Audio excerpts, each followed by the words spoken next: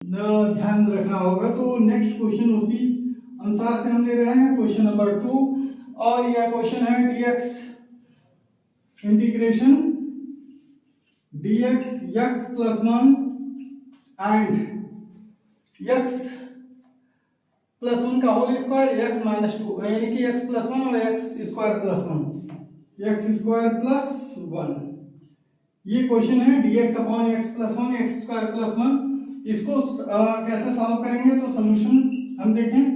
ये भी जो है पार्शियल फ्रैक्शन ही के द्वारा होगा। पार्शियल फ्रैक्शन जो है चैप्टर जो बना हुआ है आपको डिनोमिनेटर अलग अलग करने के लिए, उसी के अनुसार होगा। बट आपको थोड़ा सा ध्यान रखना होगा कि एक्स स्क्वायर प्लस 1 है तो इसको किस तरह से सेट किया जाएगा और किस तरह से इसका पार्शियल फ्रैक्शन किया जाएगा। तो चलिए देखते हैं, हम बताएंगे इसमें एक्स स्क्वायर प्लस 1। तो आप देखिए, सिंस आपका जो इंटीग्रेंड है इसमें जो वैल्यू दी गई है 1 upon x plus 1 and x square plus 1 है, जो कि अब जब लिखेंगे यहाँ पर अभी तक तो लीनियर में आ रहे थे सभी जो मल्टीप्लाई थे इसके, जो यानी कि अलजेब्रिक एक्सप्रेशन थे वो x प्लस 1 थे, x प्लस 2 थे, x प्लस 3 लाइक दैट है, इसी तरह थे।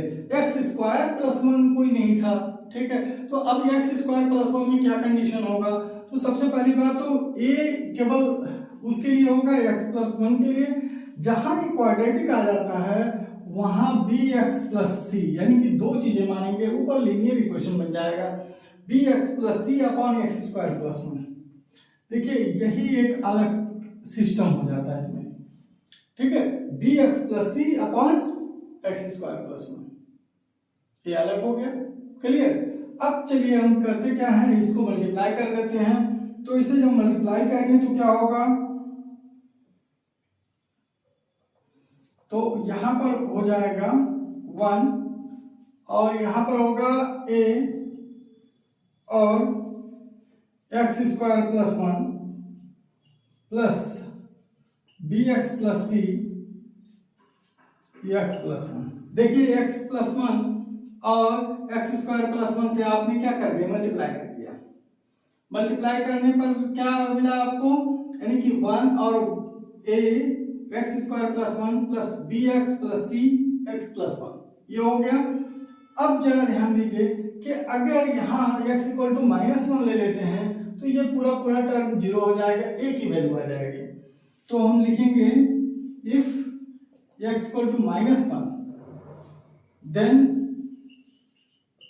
ये क्या हो जाएगा 1a -1 का होल स्क्वायर 1 होगा प्लस 1, -1 का होल स्क्वायर क्या होगा 1, आप अच्छी तरह जानते हो, और प्लस 1 ये a की वैल्यू हो गई। लेकिन bx में b और -1 ये होगा, ठीक है। इसको कर्ली ब्रेसेस कर लीजिए जिससे कि आपको समझ पाए, या कैपिटल ब्रैकेट प्लस सी ये होगा, और इसके साथ साथ x प्लस 1 का -1 प्लस 1 यानी कि ये 0 हो गया। अब 0 से एक क्वांटिटी मल्टीप्लाई होगा, क्या हो जाएगा 0 हो जाएगा, और यहाँ a की वैल्यू यानी कि आ जाएगी 1 इक्वल टू a इंटू 2 यानी कि 2a प्लस 0, ये पूरा पूरा 0 हो गया।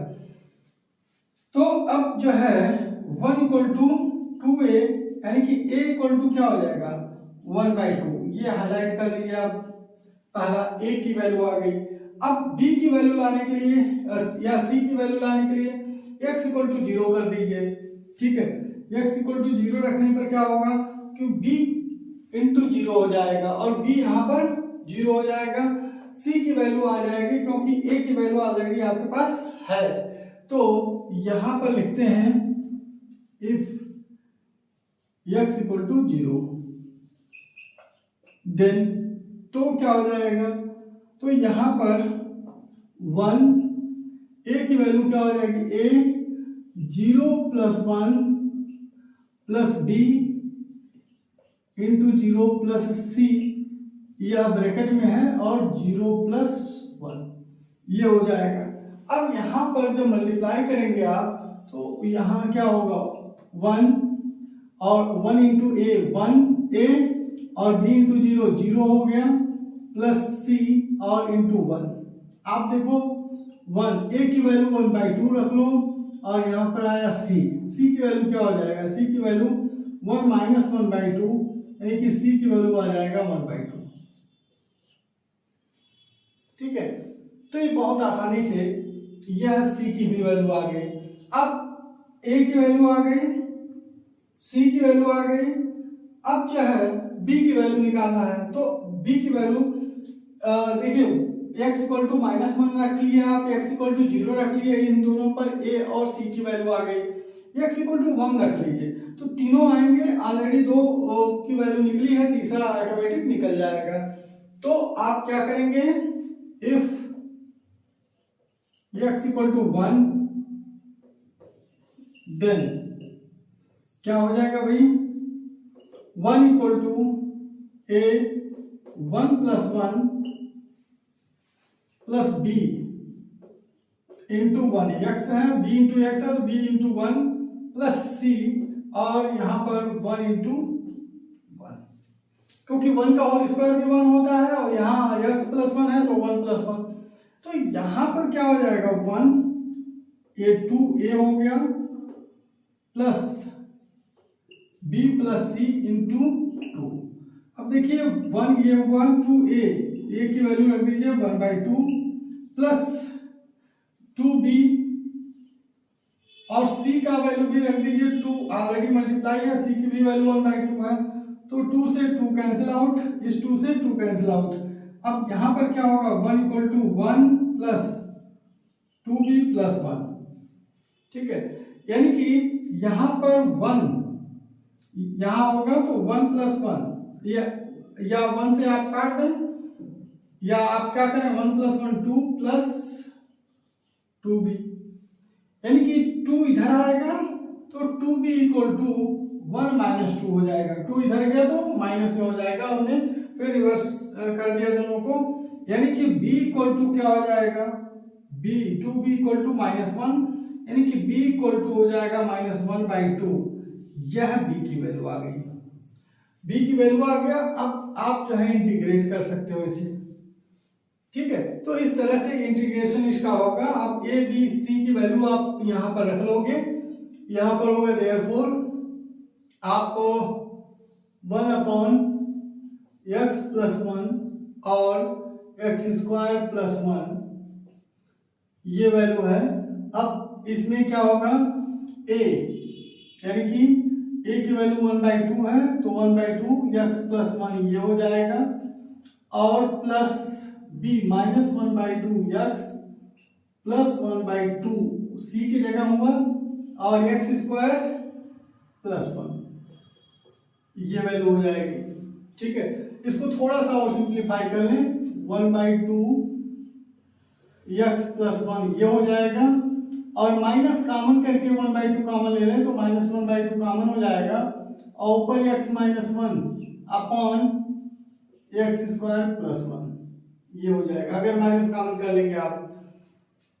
तो यहां पर आप देखें कि फिर इसको इंटीग्रेट करना है, आप लिख लें x plus 1 x square plus 1, यह है इंटीग्रेशन का साइन लगा दें तो इंटीग्रेशन का साइन लगाएंगे 1/x plus 1 x square plus 1 dx equal to integration 1/2 बाहर आ जाएगा, 1/x प्लस 1 -1/2 बाहर आ जाएगा और x -1/x square plus 1 dx ये होगा।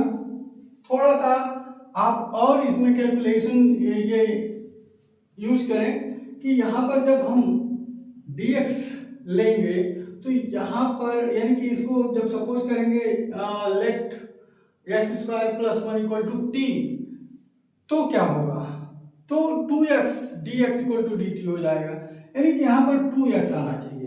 ठीक है, तो यहाँ पर 2x आने के लिए पहले तो इसे सेपरेट अलग अलग कर लें, उसके बाद 2 से मल्टीप्लाई करके आप ला सकते हैं। ठीक है, तो यहाँ आप देखें 1/2 integration 1/x plus 1 dx -1/2 x upon x square plus 1 dx।